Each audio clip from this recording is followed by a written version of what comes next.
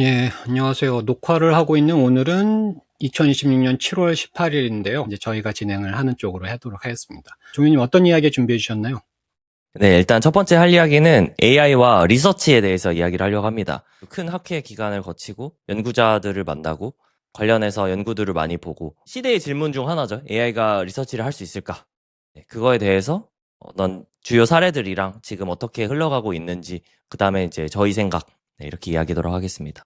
일단 첫 번째 소개드릴 내용은 이 존 슐만 오픈AI의 코파운더이고 지금은 Thinking Machines Lab에 있죠. PPO라는 이 강화 학습 쪽에서 특히 챗GPT가 가장 잘 나갔던 이제 RLHF, 휴먼 피드백을 이용한 RL을 하던 기법에 가장 많이 쓰인 알고리즘인데 이 알고리즘이 실제로 2017년에 페이퍼가 리젝 당했다고 하더라고요.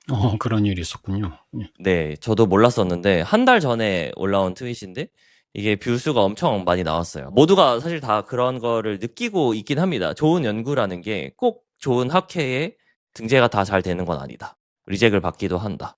네, 그런 것들을 많이 공감하고 있었던 것 같고 저는 참고로 이 트윗의 리포스트 트윗인 다른 페이퍼 이제 토니자오 생각해보니까 어쨌든 거기도 리젝을 거의 당했었다고 하더라고요.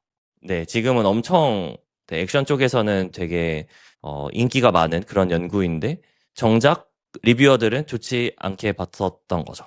모른다는 네네. 이런 사례들이 뭐 너무나 많고 다들 각자 분야에서 이런 얘기들이 항상 나옵니다. 연구를 해보신 분들은.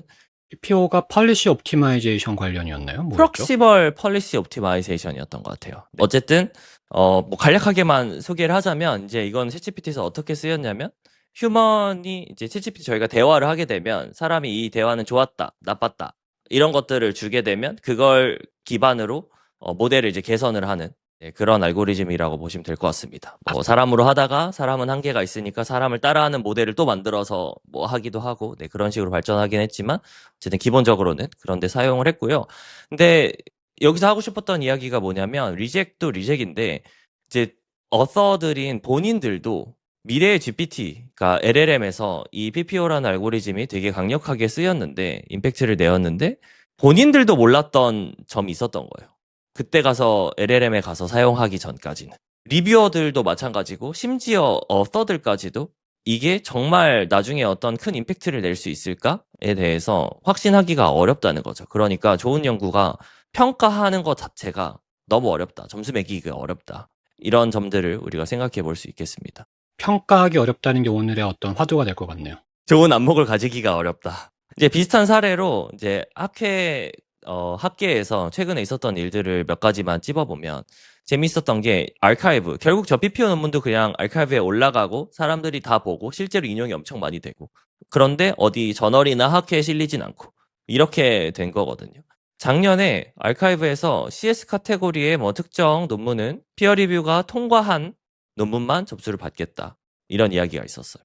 그래서 뭐 이유는 너무나 간단합니다. 모두가 다 예상하시겠지만 AI가 쓴 논문이 너무나 넘쳐나기 때문에 퀄리티 관리도 안 되고 뭐 이런 여러 가지 이슈들로 인해서 그냥 예전처럼 모든 걸 다 오픈하는 거는 제한적으로 그렇게 하지 않겠다. 그래서 이거 관련해서도 해커뉴스에서도 많이 이제 언쟁이 오갔어요. 키보드 싸움이 오갔어요. 결국 뭐 찬성하는 파는 LLM이 페이퍼를 제너레이션 하는 거는 너무나 싼 일인데 이거를 진짜 좋은지 아닌지 검수하고 평가하는 거는 비싸고 어려운 일이기 때문에 어쨌든 아카이브의 어떤 뭐 이렇게 표현하기 그렇지만 LLM을 쓴 논문 중에 어떤 논문들은 진짜 연구에 의미를 가지지 않는 뭐 소위 쓰레기 연구들이 많이 있겠죠. 그런 슬럽들이 넘쳐나면 사람들이 아카이브를 떠나게 될 테니까 결국 좋은 연구들을 다 오픈을 잘하기 위해서 만든 건데 그렇게 해야 된다. 혹은 원래 아카이브가 피어 리뷰 전에 올리고 다 배포하려고 있는 게 아니냐. PPO 같은 것들을 발굴하듯이. 그런데 그걸 막으면 어떡하냐. 뭐 이런 식의 어떤 대립되는 의견이 있는 것 같아요. 프리프린트였죠. 어쨌든 미리 프린트 저널에 내기 전에 낼 수 있는 그런 곳이었던 거죠. 문턱이 낮은. 네, 맨 처음에 어떤 만들어진 이유는 제가 정확하게는 잘 모릅니다만 제가 이해하기로는 이제 LLM 이전 시대부터 있었던 거니까. 그쵸. 물리나 수학 쪽에 있었어요. 네, 리젝 때문에 발굴 못 되는 걸 올린다 뭐 이런 의미도 있겠지만 그거보다는 저널이나 너무 느려가지고 그쵸. 6개월 걸리기도 하고 뭐 더 이상.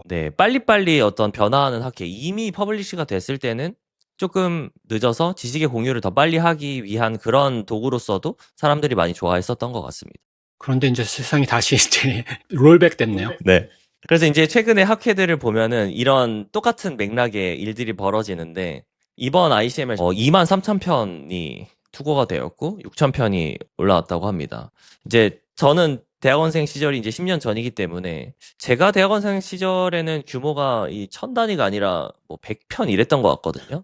근데 퍼블리시 되는 게 막 100편이면 많다 막 이런 얘기를 많이 했었던 것 같은데 정말 이제 많이 바뀐 거죠. 퍼블리셔 자체도 많네요. 6,352편이면. 네, 그러게요. 저는 퍼블리시도 이렇게 많다는 게 조금 놀라긴 했습니다. 그랬고 이제 비슷하게 ICLR이라는 학회에서도 리뷰가 엄청 많이 있었는데 그 리뷰 중에 상당 부분이 완전히 AI로 작성이 되었다고 하더라고요. 그러니까 페이퍼 작성이 쉬워져서 페이퍼의 퀄리티가 평균적으로는 내려간 것뿐만이 아니라 이제 리뷰가 감당이 안 되니까 리뷰도 AI를 돌려서 하다 보니까 리뷰 퀄리티도 내려가게 되는 거죠. 이번에 ICML에서도 그런 이야기들이 막 있었습니다. 그 리뷰 트랙을 폴리시를 나눠가지고 AI랑 함께 리뷰하기, AI 하나도 없이 그냥 진짜 사람이 리뷰하기 이렇게 나눠가지고 뭔가 했던 것 같더라고요. 그런데 이제 사람이 직접 리뷰하기로 해놓고선 AI가 리뷰를 해서 그게 이제 적발이 되어서 네, 그런 사례들이 있었다고 합니다. 그래서 리뷰어에서 배제가 되고 어쨌든 지금 학계도 논문을 평가하고 이 리뷰하는 시스템, 이 시스템의 변화를 겪고 있는 것 같아요. 정답이 어떻게 흘러갈지 모르겠지만. 생산이 압도하고 있으니까 그런 문제들이 생기네요. 그럼 이제 조금 본질적인 질문으로 돌아가서 좋은 연구란 무엇일까? 네, 결국 학회의 어떤 당락 시스템 이런 것들이 다 결국 좋은 연구를 찾기 위한 시스템인데 저는 이제 좋은 리서치가 어떤 리서치라고 생각을 하냐면 일단 본질적인 리서치의 의미는 어떤 인류의 총 지식이 있으면 그거를 조금이라도 이렇게 늘려나가는 것. 이게 이제 리서치라고 개인적으로 생각을 하고요. 그리고 그 늘려나간 포인트가 실제로 우리 세상에 임팩트를 많이 내고 좋은 방향으로 세상을 바꿔나가면 그게 좋은 연구다. 근데 저는 이렇게 생각을 하고 있습니다. 혹시 승주님은 뭐 좋은 연구에 대한 어떤 정의 있으실까요? 그러게요. 생각해보진 않지만 공감하는 부분은 어쨌든 인류 지식 또는 지혜의 프론티어를 확장하는 거, 개척해 나가는 거가 한 측면인 건 분명한 것 같습니다. 옛날에 제가 연구를 하던 대학원생 시절에 고민을 하다가 요즘에 다시 한번 생각을 해보게 되었는데 뭐 일단 이런 관점으로 좋은 연구라고 가정을 하고 하나 첨언하고 싶은 건 연구 윤리도 중요한 것 같다. 인류에 영향을 미치는 거에 대해서 임팩트가 여러 종류가 있을 수 있잖아요. 그러네요. 윤리를 무시하고 연구를 할 수도 있으니까요. 특히 전쟁하던 시기에는 그런 일들이 많이 벌어지기도 하죠. 어쨌든 이 좋은 연구라는 거를 우리가 잘 만들고 평가하고 좋은 연구를 발굴하고 수많은 연구들 중에서 그런 걸 해야 되는데 문제가 이제 보상이에요. 이거는 LLM을 떠나서 인간 사회에서도 마찬가지로 있는 문제입니다. 지금의 인간 사회에서 좋은 연구를 발굴하기 위한 방법은 이제 피어 리뷰, 동료 연구자들이 서로가 좋은 연구인지 아닌지 판단을 해준다. 이게 결국엔 지금 현재의 학계 시스템이죠. 몇백 년 동안 이어져 온 학계 시스템인데 그 비용을 안 받고 하시지 않나요? 학자분들이 리뷰해주고 그러는 거. 그냥 기여로 하는 거 아닌가요? 잘 모르겠네요. 근데 아마 그런 얘기를 비용이라는 게 명시적으로 오가진 않아도 리뷰를 하면서 그 소사이어티에 속하고 학회를 그쵸. 조직하고 이런 것들이 네, 큰 인센티브가 될 거기 때문에 맞아요. 뭐 간접적으로는 비용이 무조건 있을 것 같고요. 그리고 제가 확신 없습니다만 아마 많은 리뷰는 돈을 주기도 하는 걸로 알고 있습니다. 아, 그런가요? 그걸 네네, 저도 잘 그거는 모르겠습니다. 학회나 저널마다 많이 다른 걸로 알고 있습니다. 네, 그리고 어쨌든 이 피어 리뷰라는 시스템이 더 좋은 시스템을 사실 찾지는 못한 것 같아요. 인간 사회에서. 그런데 지금은 어쨌든 LLM 때문에 이제 균열이 보이기 시작하고 이게 현재 저희가 우리 시대에 가지고 있는 문제 중 하나인 거죠. 이제 LLM 같은 경우에는 저희가 다 여러 번 얘기했지만 RLVR 이 좋은 리워드를 바탕으로 지능을 발전시키는 이런 것들이 지금의 가장 현존 LLM의 지능을 끌어올리는 방법이고 그래서 수학 같은 경우에는 저희가 뒤에서 수학 얘기는 조금 더 자세하게 할 건데 IMO 금메달, 수학 올림피아드 금메달 수준까지 작년, 재작년에 이미 도달을 했죠. 재작년에 은메달, 작년에 금메달. 그랬는데 이제 연구 같은 경우에는 그런 verifiable한 리워드를 주기가 지금 어려운 상태이기 때문에 LLM이 발전도 좋은 연구를 하기 위한 발전도 조금 쉽진 않은 상황인 것 같고 뭐 인간 사회에서도 마찬가지 좋은 연구를 잘 발굴하기도 어려운 상황인 것 같고 제가 본 흥미로운 이 시대의 문제를 해결하기 위한 시도들 한번 가져와 봤습니다. 첫 번째는 이거 지금 하고 있거든요. 허깅 페이스에서 ICML Reproduce Challenge라는 걸 하고 있어요. 에이전트들이 그 페이퍼에 나온 방법들을 진짜로 구현을 다시 한번 해보고 그게 괜찮은지 안 괜찮은지 검증하는 그런 방법이에요. 이게 학계에서 항상 많이 논란이 되는 부분 중 하나인데 페이퍼가 이런 방법으로 우리는 이렇게 실험해봤고 이렇게 좋아졌습니다. 짜잔 하는데 막상 내가 직접 다시 구현해서 해보려고 하면 안 되는 경우가 되게 많아요. 그러면은 리프로듀스가 안 되는 거죠. 그럼 이제 믿기가 어려운 거죠. 그럼 그거를 어떻게 검증하냐? 오픈 소스로 다 내놔라. 라고 할 수도 있겠지만 실제로 하드웨어 실험이 들어가는 경우도 많고 우리 클로즈 소스로 된 우리 중요 자산 시뮬레이터를 이용해서 했는데 이거는 공개할 수 없다. 이런 경우도 많고 그래서 현실적으로 어려움들이 꽤 있습니다. 어쨌든 논리만 페이퍼에 나와 있는 논리만 가지고 네, 이런 리프로듀스 챌린지를 하고 있어요. 그러니까 어떤 AI가 쓴 많은 연구들 중에 어떤 슬롭들은 실험이 좀 실수가 있거나 잘못됐거나 아니면 극단적으로 가면 실험도 안 하고 가짜로 데이터를 만들었거나 그럴 수도 있는 거죠. 내 논리에 따르면 실험 결과는 이럴 것 같아. 이렇게 그냥 내놓을 수도 있는 거니까.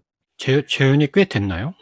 이건 저도 잘 모르겠네요. 지금 다 제출하고 있는 기간이라서 제출 아마 기간이구나. 8월 2일에 끝나니까 그 이후에 한번 봐야 될 것 같습니다. 근데 제 개인적인 예상입니다만 저 많은 6,000개의 페이퍼들 중에서 과연 얼마나 재현이 되었을까 하면은 네, 800개 지금 이 정도 리프로듀스가 되어 있네요. 근데 어쨌든 재현이 됐다는 검증이 된 거가 800개 정도라는 거네, 6,000개 중에. 그래도 상당한 많은데요? 네네 그런 것 같아요. 그런데 이게 반증도 포함일 것 같습니다. 네, 네네 이 리프로듀스 챌린지 결국에는 이 페이퍼 글만 가지고 피어 리뷰를 하던 거에서 실제로 돌려보고 데이터가 진짜로 잘 나오는지까지 검증하는 것까지 하는 거기 때문에 어떤 일종의 이것도 이제 중간 단계의 리워드라고 볼 수 있겠죠. 그래서 뭐 필터링 좋은 연구를 위한 필터링의 중간 단계다 이렇게 볼 수 있을 것 같고요. 네, 그 다음에 또 하나 요거는 이제 특히 저희 한국에서 유행하고 있는 것 중 하나인데 랄프톤이라는 게 이제 밈적으로 되게 유행하고 수많은 참가자들이 엄청 잘 즐기고 있습니다. 저도 이제 현장에 갔다 왔는데 랄프를 돌려서 해커톤을 하는 챌린지이고요. 뭐 컨셉 자체가 재밌다 보니까 사람들이 다들 네, 랄프 돌려놓고 본인들끼리 이제 재밌게 대화하기도 좋고 네트워킹 하기도 좋고 이번에 ICML 기간을 맞이해서 랄프톤이 리서치 랄프톤이었어요. 그래서 두 가지의 해커톤을 한 건데 첫 번째는 LLM으로 페이퍼 쓰기.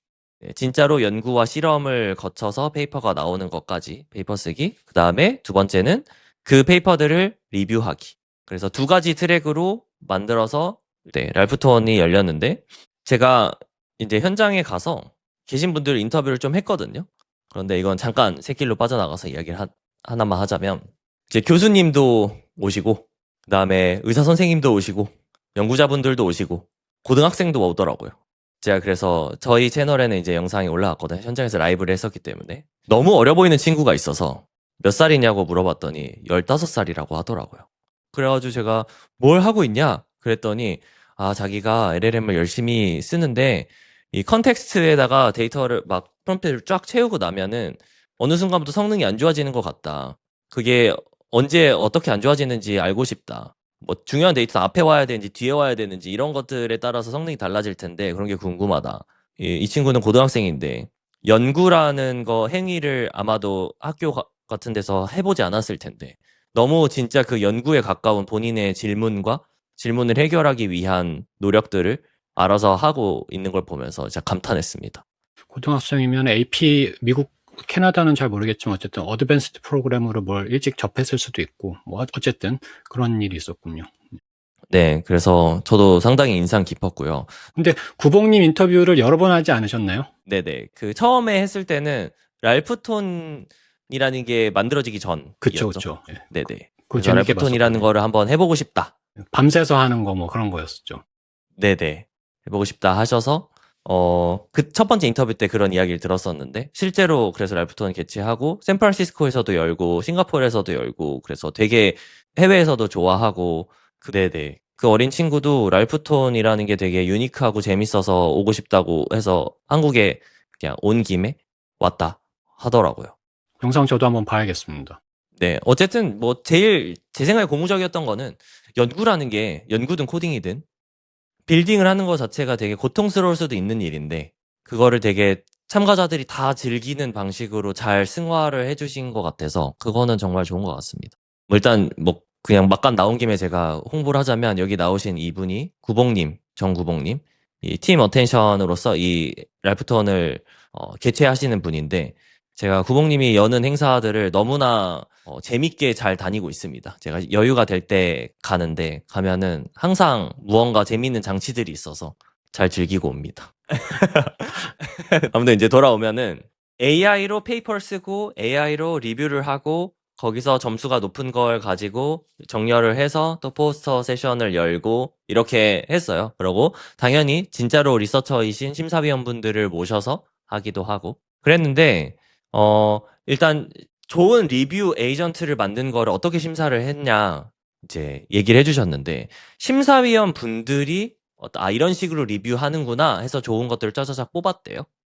그러고 사실 하나 더 뽑았는데 심사위원들이 AI 페이퍼들을 리뷰한 것들이랑 에이전트가 리뷰한 거랑 점수가 비슷한지 보고 점수가 비슷한 거, 방법론이랑 상관없이 점수가 비슷한 거를 뽑았더니 결국에는 그 리뷰 에이전트가 우승을 하더라.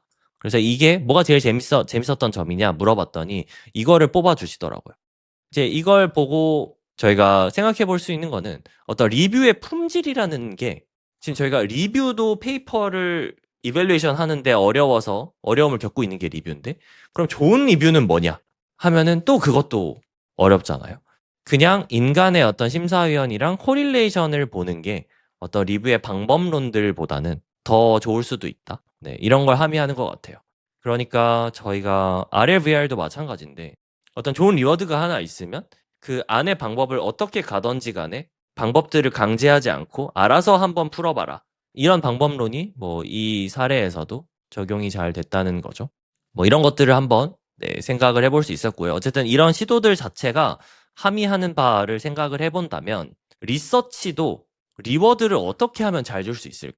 지금 인간이 리워드를 하나하나씩 잘 주는 것 자체가 너무나 어려운 일이고 이 양도 감당이 안 되기 때문에 AI로 어떻게든 잘 한번 해보겠다. 리워드 주는 것 자체도. 이 방향으로 노력을 하고 있는데 결국 이거는 RLVR, 그러니까 Verifiable한 리워드는 아닌 상태인 거죠. 그래도 리워드를 어떻게든 최대한 잘 구체화해보겠다. 네, 이런 방향의 시도들이 학계에서도 열심히 있는 것 같습니다.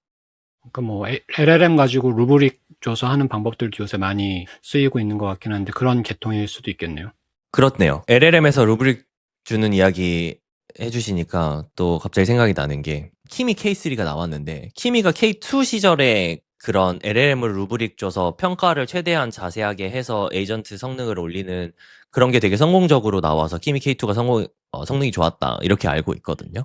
뭐 같은 방향이라고 볼 수 있겠네요. 충분히 가능성이 있다라고도 보여지고요. 이제 슬슬 오늘의 어려운 부분으로 들어갈 것 같은 느낌인데요. 네, 형준님께서도 이거 관심 되게 많이 가지셨었고 그래서 저희가 같이 한번 보기로 해서 같이 본 내용인데 이제 최근에 두알캐시 팟캐스트에 2편이 올라왔는데 이게 하나 전편 그랜트 샌더슨이라고 필블루 원 브라운이라는 채널로 유명한 수학에 관한 math explanation 이렇게 표현을 하더라고요. 수학 설명 유튜브 너무나 잘 운영하고 계신 분의 인터뷰예요. 그래서 수학에 관련된 이야기. 그 다음에 이제 뒤에는 아담 브라운. 네. 딥마인드에 지금은 계신 딥마인드에 분이었나? 계시죠. 예. 거기서 이제 슈퍼 인텔리전스에 대한 연구를 아마 하고 계시는 것 같고 원래는 이제 물리를 하시는 분이죠. 스탠포드에서 물리를. 그렇죠. 예. 그래서 그러면은- 물리와 수학에 대해서 2편이 올라왔는데 여기서 저희가 보고 느낀 점, 네, 이런 것들을 한번 이야기해 보려고 합니다. 그래도 앞에 있는 얘기랑 연결 꼭지를 좀 설계를 하신 거 아닌가요? 결국 수학이나 물리 이런 사이언스 혹은 네, 이제 순수 연구 분야라고 생각을 하면은 여기서 과연 AI가 브렉스루를 이뤄낼 수 있을 것인가? 그러니까 리서치를 해낼 수 있을 것인가? 이거에 대한 이야기. 여기서 중점적으로 그런 파트들만 제가 좀 뽑아왔습니다. 예, 기대가 결국 됩니다. 수학 진보. 네, 그쵸. 수학 같은 경우에는 최근에 소식들이 많이 들립니다. 오픈 AI에서 어떤 가설들, 네, 추측들, 이런 것들을 뭐 증명하고 이런 사례들이 지금 하나둘씩 나오고 있는데, 그런 것들이 되게 브레이크스루라고 저희가 느껴지고 있는 것 같아요. 네, 그런 기대들을 담은 것 같고, 과연 어디까지 갈 수 있을까? 그래서 제가 이 영상을 보면서 놀랐던 게 처음에 이런 내용이 나오거든요.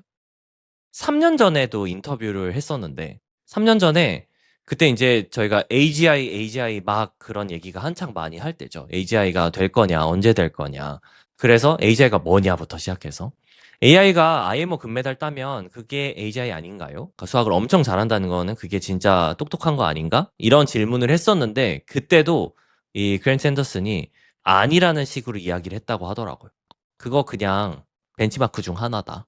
그냥 벤치마크 하나 잘 뚫는 거 지금 LLM들이 너무 잘하고 있는데 이 3년 전에도 이미 그런 것처럼 그냥 그거 하나 딱 뚫리는 거지 그건 제너럴한 인텔리전스는 아마도 아닐 거다. 그런데 지금 시점에 와서 보면 IMO 금메달 땄고 그걸 가지고 우리가 AGI라고 부르진 않죠. 그래서 선견지명이 있었다. 더더욱이 저희가 더 말을 집중하게 된 것 같아요. IMO는 사실 비범한 고등학생들이 푸는 대회잖아요. 지금의 수학은 이제 수학자들이 다뤄야 될 만한 거로 모델들이 하고 있으니까 1년 사이에 어마어마해지긴 했습니다. 네. 제가 이 IMO 금메달 딸 때도 그런 얘기를 많이 봤었는데, 어떤 회사였는데, GPU 클러스터 사업하는 거기 이제 파운더가 IMO 금메달 출신인 분이 계신데, 그분이 레이턴트 스페이스에서 그런 얘기를 하시더라고요. 그러니까 IMO의 금메달은 수학자의 어떤 인문 컷이다. 그래서 IMO라는 거는 6문제를 9시간인가에 풉니다, 이틀 동안. 그러니까 한 해봐야 10시간짜리의 태스크인데 진짜로 우리가 수학을 연구하는 거는 10,000시간, 뭐 몇만 시간짜리의 태스크이기 때문에 이제 거기로 나아갈 수 있느냐가 이제 다음 과제다. 이런 이야기를 하셨거든요. 그러니까 엄청 똑똑한 사람, 인간 중에서도 엄청 똑똑한 사람만 풀 수 있는 문제들이지만 스케일이 크진 않다. 이렇게 볼 수도 있을 것 같아요. 그래서 그랜트 샌더슨이 뭐라고 하냐면 IMO의 어떤 더리 시크릿은 엄청 훈련을 많이 할 수 있다는 거다. 그러니까 문제를 계속 풀어볼 수 있다는 거죠. 노벨티 있는 문제더라도 사실은 훈련 가능한 문제라는 거죠, 사람이. 네, 그렇게 얘기를 하는 것 같아요. 그냥 간단하게 제 세상에서 비유를 해보자면 우리가 수능을 푼다고 하면은 수많은 기출과 비슷한 문제들을 많이 풀면 훈련이 되어서 수능을 잘 풀어지는 그런 느낌이라고 IMO도 그런 측면에선 다르지 않다라는 이야기인 것 같습니다. 그런데 여기서 이제 어떤 이야기를 하냐면 현재 AI 아마 작년 기준일 것 같아요. 작년 IMO 금메달 모델들도 아마 다 비슷했을 텐데 이 수학 안에서도 그 안에서도 분야가 나눠져 있다는 거죠. 그러니까 저희가 지금 AGI라고 하는데 수학만 잘 푼다고 그게 AGI가 아니라고 하는 것처럼 왜냐면 다른 거 너무 당연한 것들 못하기도 하니까 그 수학 안에서도 똑같이 아이소모픽 그러니까 동형으로 수학 안에 이제 대수, 기하, 정수론, 조합 이렇게 있거든요. 그 중에서 조합은 안 풀리고 나머지는 너무 쉽게 푼다는 거예요. 그러니까 이 안에서도 뾰족한 지능이 따로 있는 거죠. 참고로 이제 조합이라는 거는 그 경우의 수 문제 그걸 말합니다. 저도 영상 봤던 생각이 희미하게 나는데 2024년에 기하 문제가 두 문제가 나왔으면 그때 금메달 땄을 거라고 그랜트 샌더슨이 뭐 얘기했던 것 같아요. 그쵸. 이게 그래서 IMO가 6문제가 나오는데 과목은 4개라서 분포가 그때그때마다 다릅니다. 그래서 조합이 한 문제 나왔기 때문에 한 문제를 틀리고 나머지는 다 맞아서 네, 그때 은메달인가 그랬었던 것 같아요. 재작년에. 근데 제가 수학을 제가 그렇게 조예가 엄청 깊진 않지만 이걸 물어봤거든요. 수학을 열심히 했었던 친구들한테. 그랬더니 이 조합 전문가들이 그 안에서도 사람들 중에서도 또 따로 있대요. 그 안에 또 나름 수학 안에서도 전공 같은 게 있나 봐요. 조합이 전형적으로 천재들이 잘하는 그런 거라고 합니다. 좀 선천적인 네, 그런 느낌의 과목이라고 하더라고요. 이제 네, IMO 얘기는 이제 잠깐 여기서 닫고 넘어가면 그래서 그러면 좋은 연구를 과연 할 수 있을까? 좋은 연구란 무엇일까? 이런 것들을 조금만 더 수학 관점에서 고민을 해보다 보면 이제 과거의 사례들이 떠오르게 되는데 여기서 도알캐시도 그렇고 네, 이 갈로아라는 군론이라고 여기 이제 해석이 되어 있는데 이게 그룹 티오리라고 합니다. 근데 이 그룹 티오리라는 거를 뭐 생각을 해내고 이런 것들이 이제 나왔나 봐요. 그런데 그게 진짜로 조명을 받아서 쿼크 예측, 네, 이런 데까지 이게 영향을 끼쳤다고 해요. 그게 이제 100년이 걸렸대요. 그러니까 어떤 이론이 나오고 그게 실제로 인간 사회에 임팩트를 줄 때까지 이게 진짜 좋은 연구였음 이라는 베리피케이션이 될 때까지가 타임 스케일이 엄청나게 길다는 거죠. 그러면 이게 반복이 불가능한 거죠, 저희가. 이런 점들이 어려워서 이 지금 현재 LLM의 지능을 끌어올리고 있는 RLVR, 바로바로 리워드를 주고 그거에 맞는 방향으로 지능을 발전시키는 이 시간 스케일과는 너무 다르기 때문에 이 방법이 여기엔 적용되지 않을 거라는 거예요. 그게 이제 어려운 점 중 하나인 거죠. 그 다음에 또 제가 이제 인상 깊었던 게 그랜 샌더슨이 어떤 말을 인용을 하거든요. 좋은 수학자는 이론을 증명하는 것이고 great 수학자는 위대한 수학자는 좋은 추정을 하는 것이고 무슨 유명한 추측들이 있죠. 네네 뭐 푸앙카레 추측 뭐 이런 것들이겠죠. 그다음에 greatest 정말 최고의 수학자는 정의를 가지고 온다. 좋은 정의를 가지고 온다. 이렇게 얘기를 하더라고요. 그러니까 저희가 지금 현 시대에 있는 연구의 관점은 사실 theorem을 prove하는 것, 네, 어떤 이론 가설 이런 것들을 잘 증명하는 것, 네, 여기에 지금 머물러 있는 거죠. 그래서 이 뒤까지 과연 AI가 갈 수 있을 것인가? 이게 결국 저희가 생각해 볼 점인데 혹시 어떻게 생각하시나요? 의견 궁금합니다. 저도 사실은 이 두아케시 편을 좀 종현님하고 같이 보자고 했던 거가 사실 두아케시가 기획을 하고 있거든요. 왜 이런 것들이 잘 되는 부분이 있지만 여전히 잘 안 되는 부분이 있는가. 그리고 특히 과학에서 이런 것들이 약간 확 안 나갈 가능성에 같은 거를 계속 집요하게 물고 늘어지거든요. 근데 그걸 보다 보니까 영향을 받아서 그런지 저도 약간 물음표가 있는 상태이긴 해요. 궁금하거든요. 이제 제 차례에서도 한번 소개를 하겠지만 잘 되는 부분에서는 너무 잘 되고 안 되는 부분에서는 계속 안 되고 이게 스파이키하다는 표현이 그게 프랙탈처럼 계속 반복된다는 얘기를 아까 그랜트 샌더슨도 했는데 딱 맞다고 생각이 듭니다. 낮은 열매들은 계속 따지겠지만 그럼에도 불구하고 당장의 근간의 타임 프레임 안에서 여전히 인간이 끼어 있어야 되는 방향이 그래도 한 5년은 지속됐으면 좋겠다라는 바람을 가지고 있군요. 아, 네. 어쨌든 현 시점에 어떤 RLVR을 기반으로 한 지능 올리는 방법으로는 저 높은 곳까지 가기는 쉽지 않을 것 같다. 이렇게 네, 생각하시는 것 같네요. 뭐 저도 비슷하게 생각하고 있습니다. 하지만 정성님은 좀 다른 관점이 있는데 오늘 정성님이 컨디션이 안 좋으셔서 분명히 한마디 하셨을 텐데 아마 다음번에 들을 수 있을 것 같습니다. 아마 이 영상을 보시는 분들도 비슷한 고민들을 다들 자기 각자 분야에서 하고 계실 텐데 그거를 이제 오늘은 연구, 특히 이제 사이언스에 맞춰서 이야기를 해보려고 하고요. 과연 좋은 연구를 해낼 수 있을까? 하면은 저는 충분히 할 수 있을 거라고 생각을 해요. 저 그레이티스트에 해당하는 정의를 해내는 거는 잘 모르겠지만 좋은 연구도 할 수 있을 거라고 생각을 하는 게 이제 이 그랜드 센터스 편에서도 하나 사례가 하나 나옵니다. 이 수학자, 수론자 몽고메리랑 물리학자 다이슨이 이 리만 제타 뭐 그런 얘기를 하더라고요. 어떤 그런 수식 같은 거를 이야기를 하다가 그거 수학의 뭐랑 물리의 뭐랑 같네? 얘기를 하면서 서로 무언가 공통점을 찾았다는 거예요. 고등과학연구소에서 이렇게 좀 거기서 약간 굉장히 명망 있는 분들이 우연히 만날 수 있게 할 수 있는 자리 같은 것들 하는데 아마 그런 점심시간의 일화였나? 뭐 그랬던 것 같아요. 뭐 점심시간인지 뭐 차인지 그런 자리에서 그냥 얘기하다가 나왔다고 하더라고요. 저희가 다르다고 되게 다른 분야라고 생각하는 것들에 사실은 공통점들이 엄청 있을 수 있는 거죠. 그게 아이소모픽하다. 우리가 동형이다. 이런 이야기를 계속 하고 있는데 연구라는 게 어떤 인류의 지식을 늘리는 거라고 생각을 하면은 모든 인간이 다 자기 도메인은 잘 알고 있지만 다른 도메인을 다 잘 알고 있지는 못합니다. 그런데 LLM은 지식 관점에서만 보면은 그거를 다 순식간에 다 잘 알 수가 있죠. 그러니까 이쪽 분야에 있었던 무언가 어떤 요소가 저쪽 분야에 딱 적용을 시켰을 때 아이소모픽하게 적용을 시켰을 때 발전이 일어날 수 있는 거거든요. 충분히. 이런 관점에서 생각을 해보면 인류의 지금 발견되지 않은 지식을 다른 분야의 것들을 가져와서 적용시켜서 늘려나가는 것들이 충분히 가능하다. 그렇죠. 근데 개인적으로는 컨텍스트의 저주 때문에 그게 이제 프롬프트로 그거를 하라고 했을 때만 모델이 해서 왜냐하면 그냥 하라고 하면 그 분포가 이제 평균적인 쪽으로 향하다 보니까 원래 그 계열에서 할 이야기만 하지 끌어와 주진 않거든요. 끌어와 달라고 해야지만 끌어와 주지. 그래서 그게 아직 인간이 할 수 있는 부분이라고는 개인적으로 생각하거든요. 그거는 뭐 말씀 주시니까 방법들이 많이 떠오르는데 뭐 가장 쉽게는 그냥 프롬프트에다가 다른 분야들을 보라고 할 수도 있을 거고 네, 다른 분야들을 일부러 가져와서 갖다 집어넣어 줄 수도 있을 거고 아니면 조금 더 이 RLVR 관점에서 생각을 해보자면 LLM이 내뱉는 아웃풋 토큰 중에서 일부러 엔트로피가 낮은 토큰들을 골라가지고 다른 방향으로도 탐색을 해보라고 할 수도 있는 거고 그래서 그런 이야기를 사실 작년에 그원이 LLM 데이드리밍이라는 거로 자면서 여러 가지 연결하게 하는 그런 개념 같은 걸 얘기를 하긴 했었는데 뭐 하여튼 하네스나 뭐 그런 걸로도 어느 정도는 극복 가능하긴 하겠네요. 어쨌든 뭐 LLM이라는 게 결국에 이제 생각을 해보자면 불가능하진 않다. 이런 점들을 지점들을 생각해 봤을 때 왜냐면 제가 과거에 뭐 요즘에 빌딩 할 때도 마찬가지고요.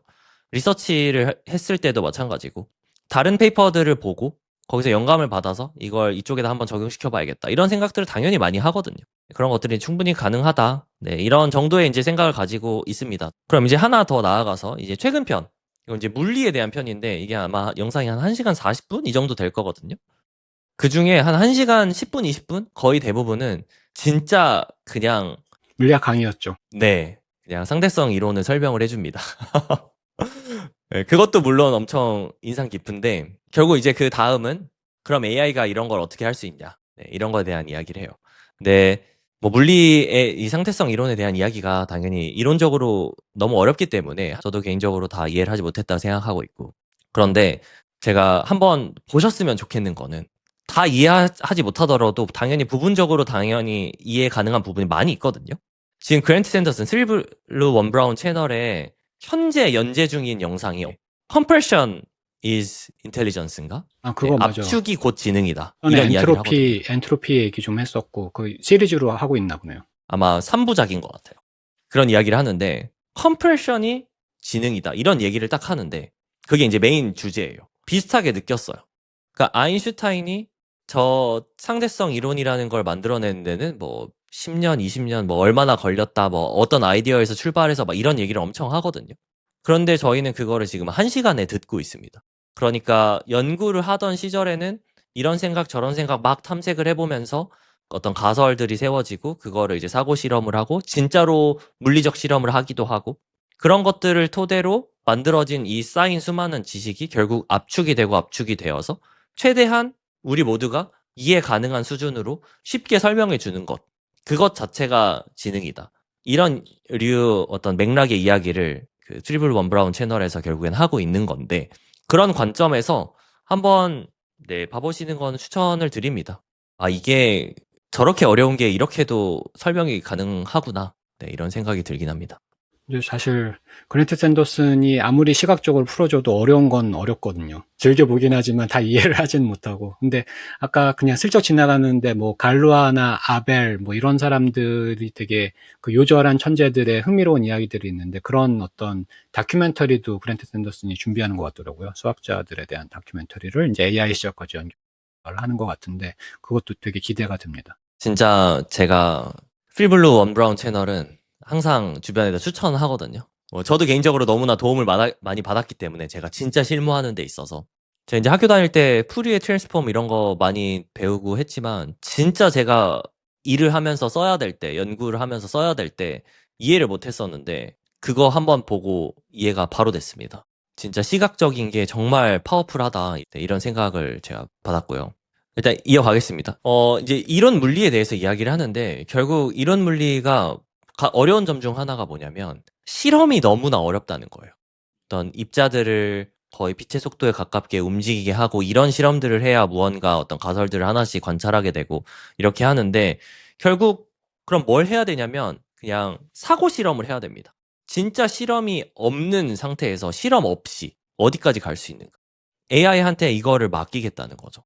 네, 그러면 실험 없이 AI는 과연 리서치를 어디까지 해낼 수 있을까라고 하면 거기에 대해서 이제 아담 브라운이 어떤 식으로 이야기를 하냐면 우리한테 아인슈타인 수준의 지능, LLM이 이제 그 정도 수준의 지능이다라고 가정을 하면 이때까지 인간 역사상에서는 한 명밖에 없었지만 혹은 뭐 그 정도 뛰어난 인간들이 이렇게 쭉 있었다고 하더라도 막 엄청 많은 건 아니잖아요. 그 사람들이 LLM이라고 치면 LLM은 마구마구 만들어서 다양한 실험들을 머릿속으로 아주 많이 할 수 있으니까 분명히 우리가 훨씬 더 많이 찾아낼 수 있을 것이다. 그러니까 사실 문제를 그냥 탐색이라고 생각하고 탐색에다가 컴퓨테이션이라는 큰 리소스를 투자하면 된다. 찾아낼 수 있는 거 엄청나게 많다. 이런 이야기를 하는 거고요. 게다가 이 글은 제가 자료들을 쭉 다 주고 이건 페이블이 쓴 거거든요. 페이블이 쓴 말을 제가 쭉 검토를 하면서 이거는 일부러 좀 남겼습니다. 낭비를 기꺼이 한다고 이렇게 표현을 하더라고요. 그러니까 지금 우리가 다 참이라고 생각하는 것들이 사실은 참이 아닌 게 엄청 많았던 거예요. 그 아인슈타인의 상대성 이론 사례에서도 그런 게 엄청 많이 나오거든요. 그러니까 뉴턴의 만류 인력, 중력 이런 게 우리가 다 참이라고 생각했던 것들이 사실은 모순점이 많이 있는 거죠. 그런 그 모순적인 사례들도 이해하기 쉽게 진짜 안에서 설명 많이 해줍니다. 그래서 그런 모순점들을 찾고 나면 이제 그걸 보완하기 위한 새로운 어떤 설명이 필요한데 그러니까 참이라고 믿는 추측을 다시 재증명하는데 LLM은 낭비를 하는 게 아깝지 않기 때문에 그런 것들을 하다 보면 충분히 놓쳤던 것들을 찾아낼 수 있다. 그게 아까 처음에 이야기했던 허깅 페이스의 리프로듀스 챌린지 저희가 페이퍼들을 피어 리뷰 통과했으니까 다 그냥 당연히 맞다고 생각하고 있지만 굳이 리프로듀스를 해가면서 틀렸을 수도 있음. 이거를 반증하는 것. 이게 이제 LLM 인간 입장에서 낭비인데 사실 낭비가 아니라는 거죠. 그래서 이렇게 LLM이 충분히 뭐 우리의 연구에 도움을 줄 수 있는 지점들이 현재도 존재하고 있다. 이렇게 정리를 할 수 있을 것 같고요. 그럼 앞으로 어떻게 될까라고 했을 때 당연히 이제 분야마다 속도가 많이 다를 것 같아요. 그래서 머릿속에서 다 돌아갈 수 있는 분야들, 수학, 물리, 뭐 이런 것들이 당연히 먼저일 것 같고, 그다음에 진짜로 어떤 실험을 해야 되는 분야, 예를 들면 뭐 바이오라던가 화학 같은 경우는 뭐 합성을 해봐야 되거나 이런 반응을 봐야 되는 그런 것들은 조금은 당연히 느릴 수밖에 없다. 네, 이런 정도의 생각이 떠오르고요. 그리고 지금 당장은 리워드를 쉽게 줄 수 있는 분야 당연히 먼저 갈 거고, 그렇지 않은 분야는 좀 더딜 텐데 이게 이제 드월캐시가 지금 팟캐스트를 하면서 하고 싶은 말인 것 같아요. 이거 이제 한계가 있다. 이 RLVR 말고 다른 방법이 좀 필요하지 않을까? 혹은 그 앞전 시리즈에서는 프리트레인의 한계가 있다. 컨티뉴얼 러닝 같은 거 하나도 안 된다. 그런 거 어떻게 해야지 우리가 더 높은 지능에 도달할 수 있지 않을까? 이런 맥락의 인터뷰들을 계속 해왔던 걸로 보이는데 네, 비슷한 맥락으로 가고 있는 것 같아요. 그 다음 이제 마지막 궁극적인 골이라고 생각하면 아까 그 greatest mathematician에 해당하는 정의는 만들 수 있을까? 이거는 끝까지 사람의 몫일까? 아니면 AI의 몫일까? 이런 것들이 이제 뭐 사람마다 생각이 다 다를 수 있는 지점일 것 같고요. 뭐 저는 개인적으로는 AI가 할 수 있지 않을까요? 이렇게 생각을 합니다. 정의라는 것도 뭐 하면 하는 건데 그게 이제 좋은 정의냐가 결국 현실에서 그것들이 어떻게 잘 반영이 되어서 어떤 물리적인 우리 현상, 자연의 어떤 현상들을 다 잘 설명하고 뭐 그런 것이 결국엔 좋은 정의가 될 텐데 결국 탐색이라는 서치 프로블럼이랑 다르지 않을 수도 있겠다. 어떤 이밸리에이션만 가능하다면, 베리피케이션이 가능하다면. 그래서 AI가 이것도 해낼 수 있지 않을까 나중에는 뭐 근데 근 2년 뭐 이런 타임 스케일은 아닐 것 같아요. 앞으로 한참 남은 이야기인 것 같긴 한데 10년, 20년 이렇게 바라보면 할 수 있지 않을까? 뭐 저는 개인적으로는 그렇게 생각을 하고 있습니다. 예, 무슨 일이든 일어나겠네요. 그러면 이제 종현님 얘기를 들어봤고, 저도 한번 이어서 가볼까요? 이제 겹치는 부분은 좀 넘어가면서 저도 얘기를 한번 해보겠습니다. 저번 편에도 한번 언급했지만, 이게 피리어드 랩스, 그러니까 오픈 AI에 있다가 물리 재료 뭐 이런 거 하시던 그 분들이 이제 창업한 건데, 공동 대표인 리안 페드스가 요새 이런 거 하고 있다. 공장 짓고 있다. 실험해야 되니까. 이거를 이제 트윗 올린 거가 이제 생각이 나가지고 다시 한번 가지고 와봤습니다. 그래서 실험으로 이제 루프를 닫아야지 되는 영역들이 분명히 있는 것 같고요. 그래서 저는 그 영상을 보고서는 모델하고 대화를 나누다가 지적 자동화 시대에 남는 것들이라고 글을 좀 생성을 해봤어요. 그래서 이제 몇 가지를 강조를 해봤는데 지적 돌파에는 적어도 3가지 모습이 있다라고 그랜트 샌더슨이 얘기한 것들을 좀 한번 다시 가져와 봤습니다. 그래서 아까 라이트닝 볼트, 그러니까 번개불 같이 서로 다른 두 분야를 놓는 거를 할 수 있고, 근데 요거는 비교적 쉽다는 거죠, 요즘 시절에. 네, 그렇죠. 그렇죠. 근데 새로운 산을 쌓는 것은 사실은 굉장히 어렵고 시간도 많이 걸리고 그게 맞는지 안 맞는지도 일찌감치 알 수 없고 평가하기 어려운 그런 것. 그래서 이런 종류의 성취는 정답을 맞췄다는 식으로 즉시 평가하기 어렵다. 그것이 정말 생산적인 생각이었는지는 수십 년 뒤에야 드러날 수도 있다. 그래서 그런 게 그 지적 돌파의 세 가지 모습 중에 하나고, 나머지 하나가 좀 흥미로웠는데요. 새로운 개념 없이도 엄청난 양의 추론을 밀어붙여 답에 도달하는 것이다. 사실 형식 증명 이런 계통에서는 이미 매스메티카나 뭐 린 이런 계열에서 뭔가 이렇게 자동 증명 기계를 돌리면은 인간은 이해하기 어려운 외계 수학 같은 것들을 탐색하는 게 가능했었대요, 기존에도. 근데 그게 참임을 보이는 것과 그게 정말 우리가 그게 원하는 거고 생각을 바꿀 수 있는 아이디어인지를 이제 판정하는 거는 다르다라는 거를 이제 크랜트 샌더슨이 좀 얘기했던 거가 생각이 났습니다. 그래서 인간이 소화할 수 있게 만드는 일이 여전히 중요성을 갖는데, 그런데 그런 거를 설명하는 것도 기계가 잘할 수 있다라는 얘기를 했었거든요.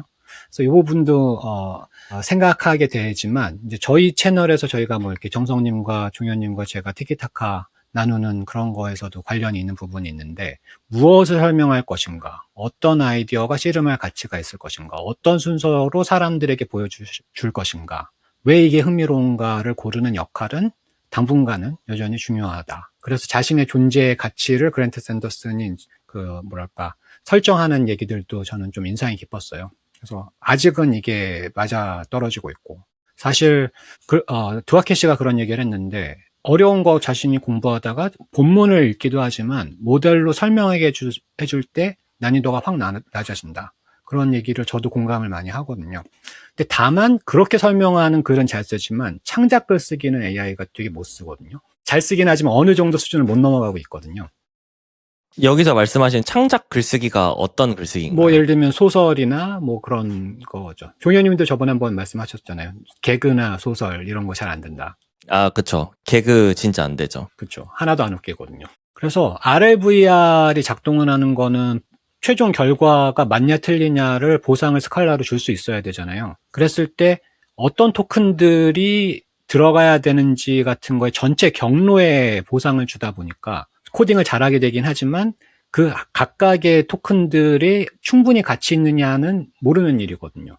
근데 글쓰기는 각각의 토큰들이 다 최종 프로덕트다 보니까 그거 RLVR로는 안 풀릴 것 같다. 뭐 그런 얘기를 이제 두아케 씨가 한 게 좀 인상에 남아 있습니다. 좋은 글은 독자가 어디서 멈칫할지, 어떤 오해를 할지, 어떤 순서로 생각해야 다음 문장을 받아들일 수 있을지 헤아린다. 각 문장과 단어는 단순한 포장이 아니라 바로 내용 그 자체다. 글쓰기는 코드처럼 겉은 지저분해도 결과만 잘 나오면 되는 일이 아니다. 라는 부분이 좀 약간 벨이 울리는 듯한 느낌이 있었습니다. 그래서 중요도를 판단하는 층위가 있어야 된다. 자동화된 지식 생산에서도 무엇이 가치 있는가라는 인간적인 문제는 좀 블러리하긴 하겠지만 쉽게 사라지지 않는다. 왜냐하면 모델들도 계속 리뷰를 잘하고 판단을 잘하는 추세로 가고 있긴 해서 이렇게 영원하진 않을 수 있겠지만 쉽게 사라지지 않는다라는 관점이 이제 두아케 씨나 그랜트 샌더슨이 공감하는 내용인 것 같아요. 그래서 그렇기 때문에 교사의 그 어떤 위치도 좀 이동한다는 느낌이 좀 있죠. 그래서 여전히 필요할 것이다. 왜냐하면 이게 사회적인 어떤 관계이기 때문에 땡이 아니라는 거죠. 교사가 하는 일이. 교육이 본질적으로 사회적이고 관계적인 활동이기 때문에 여전히 남는 부분이 있을 것이다. 라는 얘기를 했고요. 결국에는 여전히, 그러니까 이것만 한 번 더 읽어보면, 중요한 것은 어떤 문제가 물을 가치가 있는지 알아보는 감각, 멀리 떨어진 생각들 사이의 연결을 보는 능력, 새 개념이 정말 생산적이지 판단하는 긴 호흡. 긴 호흡이 중요한 것 같아요. 복잡한 결과를 인간이 이해할 수 있는 형태로 압축하는 기술. 그리고 지식의 과잉 속에서 무엇을 볼 가치가 있는가를 안내하는 것 등을 좀 복잡한 수학에 대한 얘기를 다 이렇게 해체시키고 페이블하게 부탁해서 별이만 남겨본 거였거든요. 그래서 저는 이런 포인트들을 좀 봤습니다. 제가 이제 글쓰기에서 이 수학이랑 같이 연결을 시켜서 생각을 한번 해보자면, 저는 개인적으로 이제 소설을 엄청 좋아하거든요. 그런데 그럼 뭐가 좋은 소설이지? 나는 이게 왜 재밌지? 라고 하면 사실 설명이 좀 잘 안 돼요. 그리고 이제 수학이라고 생각을 해보면, 그 아까 린 얘기를 해주셨는데 그런 얘기가 있더라고요. 린 같은 경우에는 린, 저 잘은 모릅니다만, IMO 재작년에 금메달 딸 때 딥마인드에서, 은메달이었죠. 린으로 코드를 작성을 했었거든요. 그 린이 그냥 수식처럼 생겼어요. 글인데, 코드처럼. 수학 코드처럼 생겼는데, 걔는 이제 딱 돌리면 그게 true인지 false인지 판단을 할 수 있는 그런 언어라고 하더라고요. 그래서 린을 잘 배우면 수학도 베리파이어블하게 얼추 좀 바꿀 수 있는 것처럼 이야기를 하더라고요. 그 린으로 다 번역을 하긴 해야 돼요. 근데 올해부터인가는 린을 안 쓰고 있어요. 그쵸. 그래서 그때 이제 다들 무서워했던 거. 그 아담 브라운 편의 이야기가 나옵니다. 이제 시대가 딱 지나고 났더니 린을 쓰는 거나 수학 코드를 쓰는 거나 어떤 소설을 쓰는 거나 둘 다 그냥 글을 쓰는 거다. LLM이 토큰을 내뱉는 거다라고 가정을 하면은 수학으로 좋은 연구를 해냈는데 그 아웃풋이 막 티어렘을 증명을 했는데 아웃풋이 수백만 줄짜리 린 코드예요. 그러면은 인간이 그걸 보고 이해하는 게 너무 어렵잖아요. 그게 이제 걱정되는 것 중 하나예요. 그러니까 말하자면 재미가 없는 소설인 거죠. 설명이 불가능한 거니까. 그렇지만 참이긴 한 거예요. 이거를 이제 많이 걱정을 했는데 정작 지금 현 시점에서 최근에 나온 오픈 AI들의 어떤 그 발표들을 보면은 그 내용이 이해가 쉽다고 하더라고요. 그랬더니 아담 브라운이 그런 얘기를 했더니 드월캐시가 뭐라 그랬냐면 그거는 님한테만 쉬운 게 아닐까요? 그런 얘기를 했는데 어쨌든 진짜 똑똑한 인간 기준으로는 설명 불가능한 수준이 아니라는 거죠. 더 엄청 어려운 말들은 아니라는 거죠. 그러면은 인간이 납득 가능한 수준의 설명이라고 아담 브라운이 평가를 하는 걸 보니까 그것도 어떻게 보면은 좋은 소설에 가까운 것인가? 왜냐면 인간이 읽었을 때 납득이 가능하다. 그러니까 괜찮다. 이렇게 표현할 수도 있잖아요. 그래서 좀 어떻게 보면 이제 재미없는 소설이 수백만 줄짜리 린 코드 증명이고 재미있는 소설 이게 인간이 그러니까 읽고 이해할 수 있는 수준의 설명. 그게 곧 compression is intelligence다. 이거랑도 맞닿아 있는 내용인데 잘 압축을 시켜서 설명이 쉽게 만들어준 글이 똑똑한 글이다.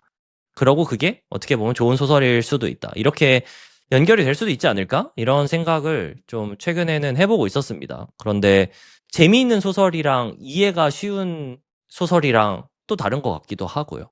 그래서 그런 것들이 그냥 제가 스스로 생각했을 때도 이게 분류가 명확하지 않고 그러다 보니까 지금은 잘 안 되는 게 당연한가 싶기는 한데 과연 이것도 미래에도 그럴까 하면은 잘 모르겠어요. 근데 이것도 당분간은 당연히 안 되긴 하겠죠. 근데 압축 얘기하니까 사실은 이게 되게 재밌거든요. AGI를 얘기한 거를 좀 유명해진 사람이, 그러니까 AGI를 많이 유통한 사람이 딥마인드의 공동 창립자인 셰일 레그잖아요.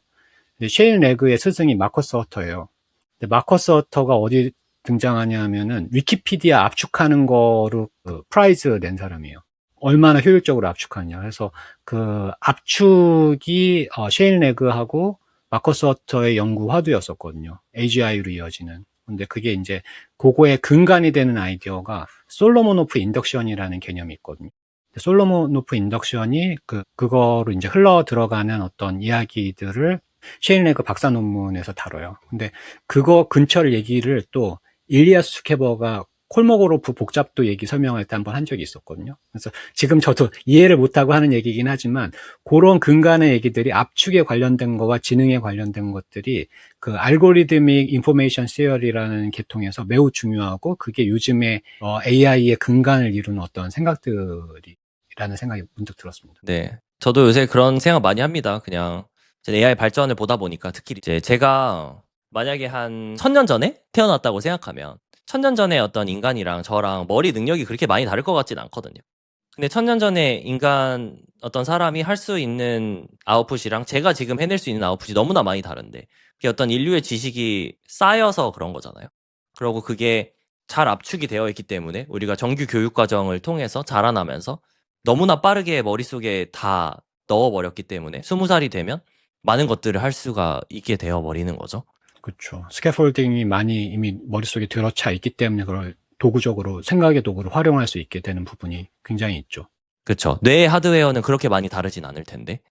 그래서 지식을 압축해서 잘 넣는 게 되게 어떤 지능의 본질일 수도 있지 않나? 이런 생각을 하게 됩니다. 거시적인 관점에서. 네. 그래서 근데 그거를 테드 창이 한번 LLM은 웹의 흐릿한 JPG 압축이라고 해가지고 한번 또 도마에 오른 적이 있었는데, 하여튼 일단 한번 쭉쭉 넘어가 보겠습니다. 근데 이제 저는 그 학부를 응용 물리를 전공했습니다만 사실 물리와는 멀거든요.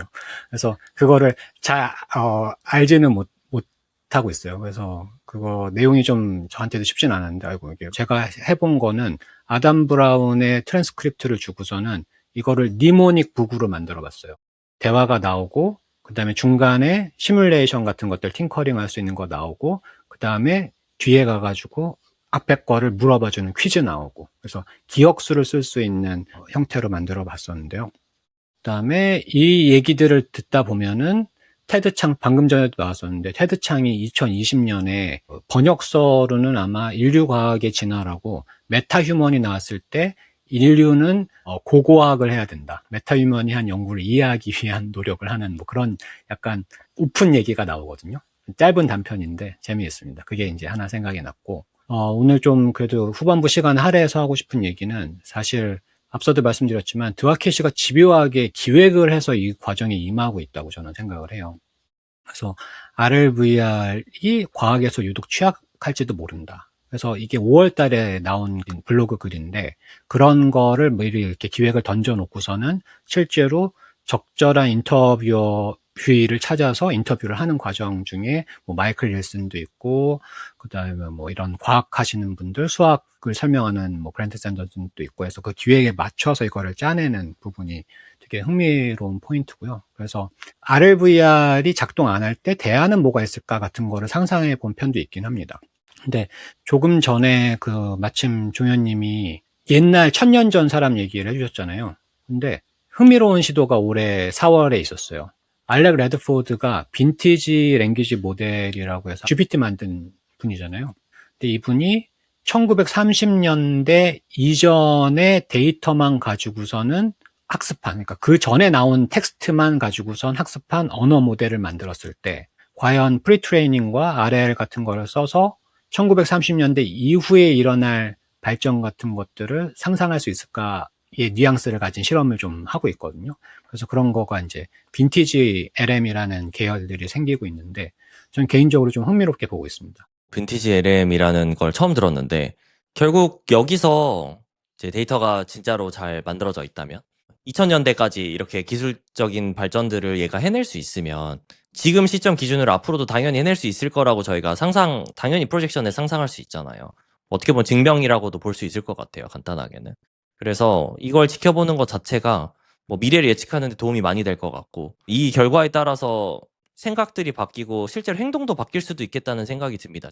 그래서 이게 좀 연결지어서 좀 흥미로운 포인트가 있는 것 같다라는 정도 이제 소개를 드리고, 그 다음에 사실 요새 일어나고 있는 RLVR의 근간을 이루는 아이디어는 되게 오래됐거든요. 그 로널드 피셔의 스코어 펑션의 아이디어부터 해서 그게 아마 하여튼 많이 오래됐어요. 그런데 이제 그 레인포스 알고리즘 자체가 나온 거는 1990년대 초반이었던 것 같거든요. 통계학에서 스코어 펑션 나온 건 1900년대 초반, 뭐 20년대였고, 그 다음에 윌리엄 등이 쓴 폴리시 쪽으로 나온 거가 이제 1990년대 초반, 뭐 그렇게 해서 보상을 가지고서는 이제 강화학습을 할 수 있는 아이디어가 지금 LLM의 그 요즘에 RLV를 하는 거에 근간의 아이디어는 되게 일찍 나왔었거든요. 그래서 요거를 한번 그냥 제가 이해하는 정도에서 아주 짧게 설명을 해보면 X라는 이게 조건부 확률인데 X라는 조건이나 입력에 있을 때 Y를 내는 거에 할 수 있는 모델의 파라미터 세타가 있는데 그게 확률을 내거든요. 근데 스코어 펑션이라는 거가 결국에는 확률의 로그를 취한 거에 그레디언트를 하는 거예요. 그래서 그거를 잘 할 수 있는 거를 시스템 바깥, 그러니까 모델 바깥에서 보상을 주면 그거를 이제 계산 그래프가 연결되어 있지 않더라도 이게 스칼라를 곱하는 정도이기 때문에 분포를 바꿀 수 있는 그런 느낌이에요. 그래서 오브젝티브 펑션을 이제 최적화할 수 있는 쪽인데 그 LLM에서 이게 작동하는 거는 LLM이 확률을 뱉잖아요. 토큰의 확률, 로짓을 뱉고 확률이 나오니까 그거를 확률에서 나온 거는 보캡이 나오죠. 어떤 토큰이 몇 퍼센트의 확률로 이게 되는 거다. 라고 해서 상위의 몇 퍼센트 정도를 이제 우리가 얻어내고 그렇게 해서 넥스트 토큰 프리딕션 하는 건데, 그게 토큰의 개수가 결국에는 액션 스페이스의 공간이라 가지고 LLM이 확률적으로 뱉는 거를 강화하는 게 가능한데, RLVR에서는 그 코드를 쭉 쓴 다음에 그 검증기가 바깥에서 테스트가 돌아가서 작동했다 안 했다를 알려주면 그거를 이제 이 R로 넣을 수 있게 돼서 그 토큰의 모든 궤적을 작동을 하면 다 높은 확률을 주고 안 되면은 낮은 확률을 주고, 근데 딥시기 소개한 GRPO 같은 거가 그런 것들을 평균적인 베이스라인을 놓은 다음에 상대평가를 해서 평균보다 잘하는 거에는 플러스, 못하는 거에는 마이너스 해가지고 그 궤적 자체를 강화하는 방식으로 되잖아요.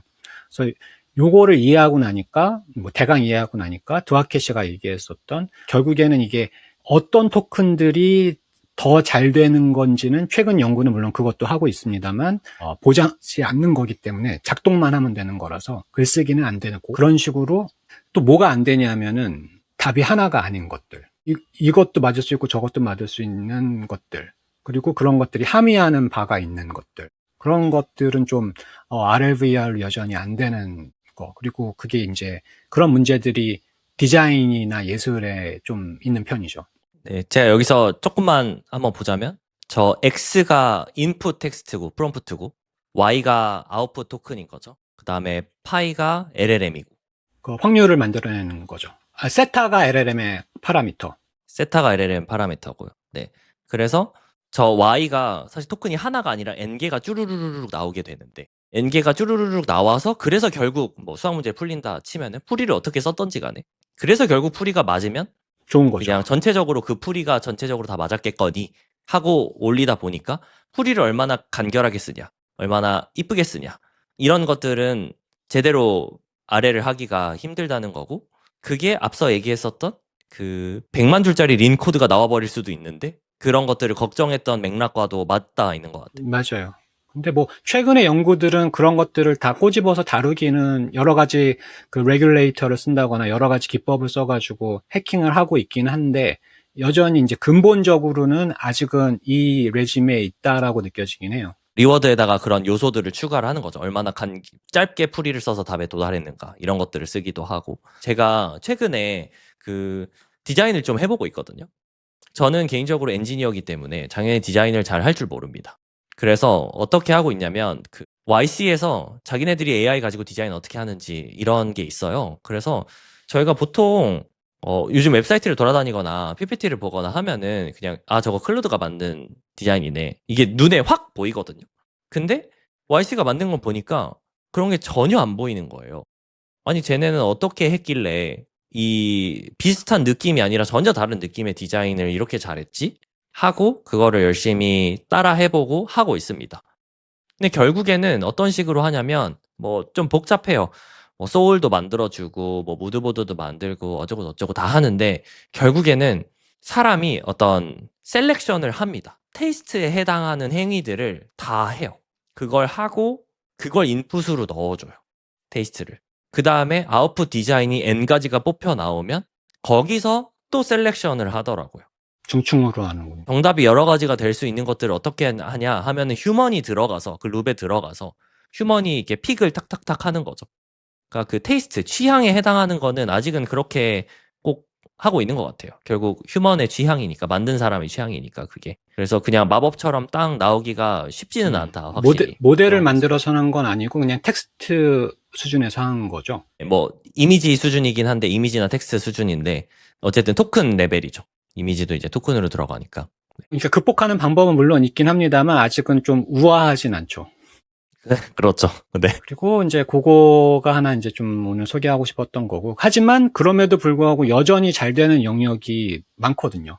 그래서 저 이거 되게 재밌게 읽었었는데, Rewriting Burn, 엔트로피 번을 샀잖아요. 네, 그래가지고 7월 8일에 그거를 러스트로 한 100만 라인 되는 그 대형 프로젝트를 바꾸는 거에 대한 거의 성공담을 소개한 게 있는데, 이것도 재미있었고, 흥미로운 거는 이거를 이제 돌리려면 그래도 한 3시간 정도는 전문가가 자기가 알고 있는 걸 다 이렇게 압축해가지고 제대로 스펙을 만들고 돌려야지 돌아가는 거지, 그냥 되는 건 아니다. 아무리 에이전트 수험을 써도. 그래서 그런 어떤 부분이 좀 인상에 남아 있었고, 이게 내용은 되게 더 자세하고 길고 재미있습니다. 오픈 웨이트 모델이 나왔잖아요. 그래서 TML, 아까 존 슐먼이 참여하고 있는 TML의 잉클링이라는 모델이 나왔고, 그 다음에 키미 K3, 아까도 언급해 주셨던 키미 K3가 나왔는데, 근데 잉클링이 좀 재밌었던 거는 이게 약간 영어에서 잉클링이 여기 대표 이미지도 잉크의 흔적이긴 한데, 저도 의미를 찾아봤더니 희미한 실마리 예감이라는 뉘앙스가 핵심이래요. 그래서 지금 이게 이제 시작했다, 우리도. 큰 모델 규모, 지금 거의 트릴리언 넘는 모델을 오픈웨이스로 발표한 것 같은데, 그거로 이제 뭔가를 보여주기 시작한다라는 예고편에 해당하는 느낌이 있었고요. 가장 흥미로웠던 부분은 여기 박재홍 님이라는 분이 이렇게 잘 블로그로 정리를 해주셨는데, 스스로 파인 튜닝 하는 거. 그래서 릴리안 웽이 Harness Engineering for Self-Improvement를 공개를 했었는데, 그거에 대한 실천 버전으로 자기네들이 하고 있는 것들을 좀 소개를 해서 이 부분이 이제 그 핵심인 것 같아요. 크게 보면 파인 튜닝 잡을 해가지고 자신의 그 어떤 그 인프라스트럭처인 팅커에다가 올려서 모델 자체를, 여기서 지금 여기에 좀 재밌는 얘기가 나오는데, 그 E를 빼고 말하게 파인 튜닝 하는 거예요. E를 빼고 창작하는 거가 문학 쪽에 있거든요. 울리포라던가 뭐 그런 데서 많이 했었던 실험인데, 리포그램이라는 걸 해서 E나 소문자 E나 대문자 E를 빼고서는 창작을 하게 하는 거거든요. 근데 그거를 파인 튜닝 하는 거예요. 그러면은 지금 잉클링이랑 모델로 연결해서 오픈 코드를 돌리고 있는데, 그쵸. 자기 자신을 파인 튜닝 하는 거죠. 그러면 아웃풋 토큰이 점점점 바뀌어가는 거죠. 어쨌든 스스로를 어떤 특정 목적으로 파인 튜닝 하는 거를 RSI를 하는 부분이 좀 재미있었고, 일단 저 잉클링을 만든 저 Thinking Machines Lab TML이 애초에 너무 유명하신 분들이 모여가지고 만든 거다 보니까 오픈 AI의 전 CTO였던 미라 무라티 예. 네가 나가서 그 아까 존 슐만도 그렇고 릴리안 웽도 그렇고 뭐 말고도 이제 유명하신 맞아요. 분들 많이 계시잖아요. 네, 그래서 엄청 기대를 하고 있었는데 사실 한동안 모델이 안 나왔어요. 모델은 안 나고 인프라나 뭐 페이퍼 몇 개 나왔었죠. 그쵸. 무슨 파인 튜닝 하는 서비스 이런 거 나오고 모델 최근에 하나 옴니 모달리티 모델 하나 나왔었는데 그것도 좀 인상 깊었고, 그다음에 자기 개선의 맥락이 계속 그 글들이 나오더라고요. 그래서 TML 말고도 처음 본 데인데 AID 스퀘어라는 곳에서도 뭐 자기 개선을 이제 모델 웨이트를 하는 게 아니라 이건 하네스 쪽인 것 같아요. 그래서 근데 지금 그게 두 개가 섞여 있거든요. 하네스를 자기 개선하는 방식도 있고, 그 하네스가 모델 웨이트를 하는 오토 리서치 계열의 하네스라면 모델이 이제 업데이트되는 거가 양쪽에서 다 일어나는 느낌이고, 문제의 키미 K3는 저는 아직 사용은 안 해봤고 글로만 봤을 때는 대단해요. 근데 기술적인 내용들은 블로그에도 제법 잘 다뤄줬어요. 제가 이거를 번역을 해 놓긴 했는데, 이건 뭐 돌려보기가 쉽지 않긴 한데 어쨌든 기념비적인 일이죠. 네, 일단 뭐 개인이 돌려보기는 쉽지 않은 사이즈인데 저는 저 정도 사이즈의 모델이 오픈8로 나왔다는 것부터가 너무 고무적인 일인 것 같고요. 당연히 이제 수많은 GPU 클라우드, 네오 클라우드 업체에서 돌리고 서빙하고 오픈 라우터로 할 거기 때문에 어떤 기술적인 브레이크스루가 있는지는 이걸 봐서는 잘 모르겠는데, 키미 K3도 당연히 MOE 쪽이고 아까 인클림도 MOE인 것들을 다 공개를 하고 있고요. 잘 하는 것 같고, 심지어는 여기서 자기께서는 칩 디자인을 한다. 그래서 이제 중국 쪽은 칩에 좀 막혀 있는데 칩 디자인 하는 거를 뭐 하고 있다. 키미 K3가 뭐 그런 얘기들도 좀 보이는 것 같고, 그래서 내용들이 여기 있는 것들이 하나하나 다 공들여 만들게 한 흔적이 난다고 해야 될까요? 그리고 심지어는 여기 영상 편집, 사실 하루 전에 티저 영상이 먼저 나왔어요. 근데 그 티저 영상 자체를 K3가 편집한 거다 라는 얘기까지 해줬습니다. 사티아 나델라와 데미스 아사비스의 트윗도 좀 재밌긴 했는데, 뭐 데미스 아사비스의 얘기보다도 일단은 사티아 나델라의 역정보 패러독스가 좀 생각하게 하는 지점들이 있었던 것 같아요. 지능의 시대의 기업은 자신의 핵심 지식 자산을 어떻게 보호해야 하는가. 왜냐하면 빅테크들이 약속을 해서 그 학습에 훈련은 쓰지 않겠다고 하지만 사실은 사용 양태 자체는 데이터로 들어가잖아요. 근데 그거 자체가 되게 강력한 정보다. 그래서 정보 패러독스에 대한 얘기를 좀 한 게 좀 이슈가 많이 됐고 흥미로운 생각할 포인트가 있었던 것 같습니다. 자, 게미사 서비스 나온 김에 구글은 지금 좀 곤란한 것 같아요.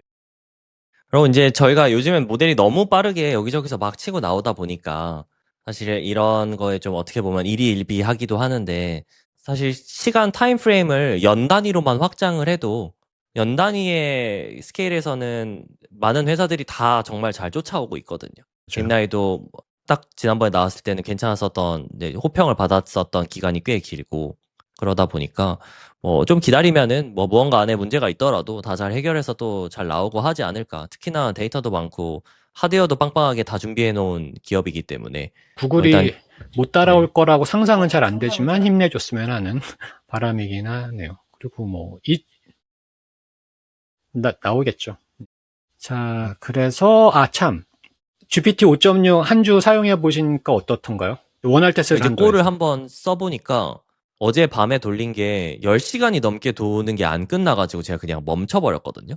이제 그런 점들이 있기는 하더라. 무언가 엄청 길게. 네, 그 정성님이 얘기해 주셨던 테스트 타임 컴퓨트에 집중을 하고 있는 점들이 뭐 그런 식으로도 좀 드러나는 것 같아요. 근데 흥미로웠던 포인트는 이제 제가 요새 마인크래프트 관련돼서 만들고 있는 이런 거를 할 때 페이블 5가 잘한다는 선입견을 가지고서는 이제 작업을 하고 있었어요. 그래서 뭐 이런 식으로 지금 여기서 제가 지시를 하면은 그 모델이 그러니까 봇을 움직이는 거를 하게 되는데 그 봇을 모델이 만들고 보통은 그거를 이제 봇이 하는 거에서 막힌 부분이 왜 막히는지를 제가 알고 싶어서 봇이 쓰는 명령어를 가지고 제가 플레이하게 인터페이스를 만든 거거든요. 근데 그거를 상당히 잘 해냈어요. 근데 하다가 자꾸만 그러니까 페이블로 만들다가 솔로 리뷰를 해왔었거든요. 그런데 계속 솔이 굉장히 강하게 리뷰를 해서 뭐가 잘못됐다 해가지고 했더니 페이블이 그거에 굴복하더라고요. 그래서 한번 그 드라이버를 솔을 줘봤어요. 솔을 주고서는 이제 저는 이제 HITR로 그 계속 티키타카 하면서 하는 편이었어가지고 막 얘기하면서 하는데 그거를 페이블이 리뷰할 때는 솔만큼 이렇게 막 그 적대적으로 리뷰를 하진 않더라고요. 다 수긍해주고. 그래서 솔이 또 이렇게 이런 리듬으로는 잘하네 라는 느낌을 좀 받긴 했습니다.